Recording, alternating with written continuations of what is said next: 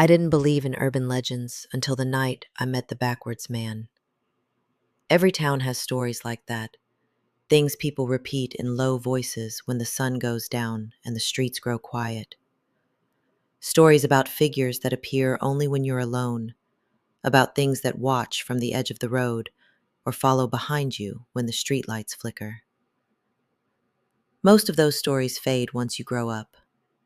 You stop believing in them the way you stop believing in monsters under the bed. But this one never quite disappeared. No one agreed on where he came from or why he appeared. They said that usually after midnight you might encounter a man standing alone beneath a streetlight, and when he spoke backwards. If you were unlucky enough to hear those words, something terrible would happen soon afterward. Well, that was the story anyway, and like most stories, I assumed it was nothing more than another piece of local nonsense meant to scare teenagers. Until last November. I picked up an extra shift at the bar where I worked downtown, and by the time I locked the door behind me and started walking home, it was already well past midnight. The buses had stopped running for the night, and the streets were almost completely empty except for the occasional passing car.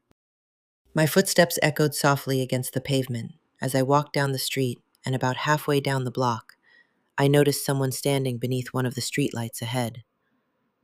At first, I didn't think much about it, but as I got closer, I realized that he wasn't moving at all. He just stood there with his hands in his coat pocket, his head tilted slightly downward as if he were staring at the ground. Then he lifted his head, and I saw his face.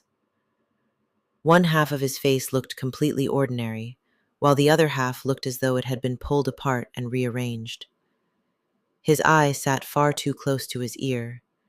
His cheekbones slanted in a direction that shouldn't have been possible. Half of his mouth curved backward across his face. Before I said anything, before I could even decide whether to turn around and walk away, he spoke. Nut nod fioi, sknimok signitemos. I stood there, frozen in fear. He then stepped off the curb and walked past me without another word. After a few seconds, it took everything in me to continue down the street.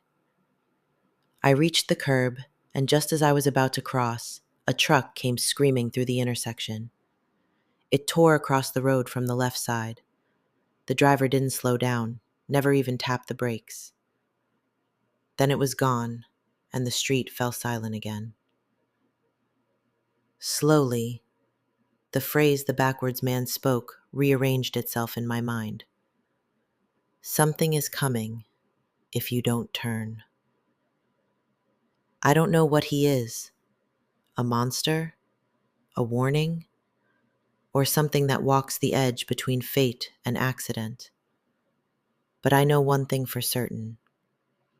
If you ever find yourself walking alone at night, and you see a man standing beneath a streetlight with half of his face twisted backwards, listen carefully when he speaks, because the backwards man might be the only reason you survive what happens next.